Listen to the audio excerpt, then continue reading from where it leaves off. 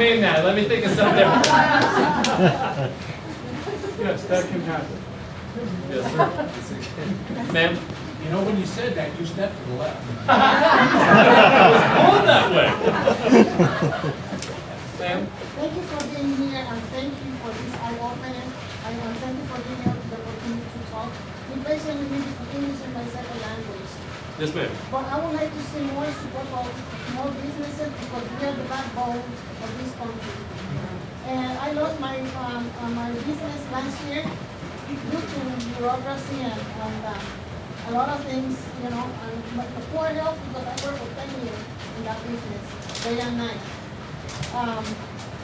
And you know what bothers me now is that Social Security, because I also some taxes and I'm working to pay, you know, to pay my taxes. Even when I lost my business, they have the nerve to take part of my Social Security check and send me a letter because I'm not paying the taxes. This is how bad it is. We need a change in this country. Yes, we need a change to the right, and we are going to stay on the right track. Yeah.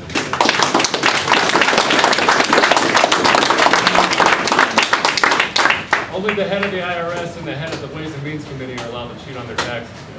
That's right. They're too smart to pull it out. Thank you. General Pershing placed all their bullets in the Philippines with pig's blood. They never had a Muslim terrorist attack for 42 years when he started doing that. Okay? It's high time that we, with respect to the gentleman over here, just like we were creating sanctuary cities here, if you can't fire at someone who's within 50 yards of a mosque or something like that, you're creating a safe haven for all the terrorists and everybody to hide out at. Okay? The other thing that my real question is this. When you first started and wanted to become a candidate, I understand that the National Republican Congressional Committee gives out funds and things, and you were just saying earlier that having money is extremely important, okay? But some people view that if they give Jesse Kelly money, then Jesse Kelly owes them his vote. Your thoughts? I'm not exactly sure what you're asking me. I've not received not a single penny from the National Republican Congressional Committee. I don't know what you're asking, sir. Okay. Will you clarify it for me? I'm sorry. Okay, what I mean is if the I people shot a lot in of wood Washington give you money to help get off the ground and get Yes. going, No. then you owe them a favor, right? That's not true. That's true in a lot of cases. They have not given me a dime. They've not given me a dime. Hey, checks have been made payable to Kelly for Congress going through here. So no, we don't owe anybody. And you know, it's all in the person that you send. We watch the news enough, and you watch enough movies, and you think, well, if that person writes you a big check, then you're gonna owe them. You can probably bring them back some pork or something. A lot of people just want their country back. That's all they want. That's all people want. Go fight for me. We get these things. We save them all. We're going to put them in a little book when it's over. We get little $5 donations with a Post-it note from a little old lady in the Bronx saying, "I gave up coffee today. Go fight for my country." Things like that. There's enough people who expect anything, expect for you to fight. That's it. That's it. And so, but it does take money to win. And so we need it if you have it. Kelly for Congress if you can. Sir? Yeah, first off, my wife and I have already voted through an absentee ballot for Jesse Kelly. Thank you, sir. And America has woken up. Yes. I mean, I hear from relatives all over the country that, hey, they're sick and tired of what's going on, and they're voting for their conservative Republicans in their states. And so I think America has woken up. You look at the people around here, and I've been to a couple other rallies, and a lot of young people, which most of us here have a few years on us, but there are some young people here. So I think the young people are even waking up and saying, hey, we can't do this anymore. So thank you very much for running for Congress, and you know, we've already voted for you, so you're in. Thank you, sir.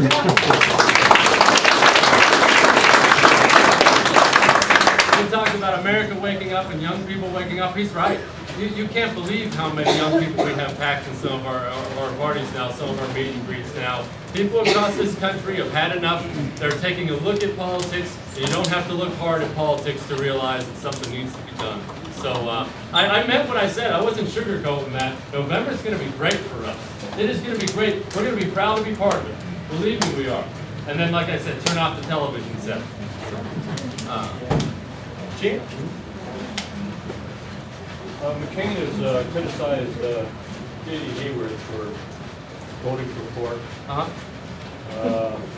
McCain has voted for pork. Anybody that's ever voted for a defense authorization bill has voted for pork, but it's in there. What's your view on how that issue of important types of things ought to be handled? Because there are a lot of things out there that need to be funded that are being funded by pork right now, by the pork process. What's your solution to that? He asked about pork spending. And then what you mentioned about the defense bills really gets to me. Because you're right, that's what they do. They throw these pork projects that have nothing to do with defense or the military, and they throw them in the defense bill, so you can either vote against the troops or vote for this person's pork project, and that is a shameful disgrace. It really is. The solution for that, I used to think, why don't they just pass a piece of legislation for it, where actually Article 1, Section 5 of the Constitution says each house sets its own rules. Meaning the only way to stop that is win elections with people who will take no pork pledges. I've taken one. No pork spending. And to John Boehner, to his credit, although he's taken plenty of pork in the past, has now taken a no pork pledge in the future. Don't elect Republicans unless they take a no pork pledge. We need to elect people that will take that, because they're going to keep doing it. They do it every time, and we let them do it. And pork spending just buys votes. It's open bribery with taxpayer money. It's an embarrassment. It really is an embarrassment. Can they make it a law? No, ma'am. No, ma'am. Well, ask them to sign a pledge. That's right. That's right. They can't make it a law. See, a lot of these other things, but you know, we don't need a law. We don't need another law. We have enough laws in this country. We don't need a law for anything. We need to win elections. That's what we need. There are principled people there. They need help. There are principled people running. They need help. That's all we need. And it's available. Right now it looks so bad that we think we can't do anything and it's all hopeless. It's not. We're right on the verge of something here. It's going to be good. Ma'am? I have two questions. One on the floor, where it's written in with other bills. And the bills are extremely important. How do you get that bill passed without the pork? And it's a very important bill that really will benefit whatever.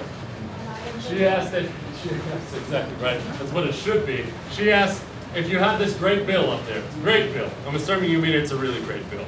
And someone puts in a piece of pork into it. How do you stop it? Well, you mentioned the line item veto. You can't line item veto anymore. You mentioned it should be one item per bill. It should be one item per bill, so you don't ever have to run into that. That is the solution to the problem. But if you want to go hypothetically where we are now, what to do there, ma'am, that's when you hit your knees and pray. You look at the Constitution and you do the best you can to do the right thing. But if you say no pork, absolutely Yes, ma'am. not. And this is something the country Then you honor your really pledge. needs. Then you honor your pledge and get them to get that pork out of there, and that's it. You re-amend it, take it out. Sir? Oh, I have a second. I'm fairly new into politics and whatnot, Yes. and it's one thing I've heard: pork barrel spending, pork spending. What is it? Pork spending is the federal, it's the federal government throwing in a project. For instance, Jack Murtha was the king of it. He was a congressman from Pennsylvania. And there's an airport built by your tax dollars, federal tax dollars, because Jack Murtha got a pork project appropriated in a bill. And they can appropriate it in any bill. Let's just call it a defense bill. Jack Murtha goes up and gets them to give $200 million to build the Jack Murtha Airport in his district. And that sounds unbelievable, but it actually happens. And he just bought not only a great looking airport for his district, he just bought a whole ton of votes because he brought the pork home, baby. And that's the problem, is we get seduced by that. And you had your second question, ma'am, I'm sorry? When we vote for you, Yes, ma'am. again, assuming everybody here is gonna put their X on your box. Yes, ma'am. And everybody else in your district, are you going to, like, everybody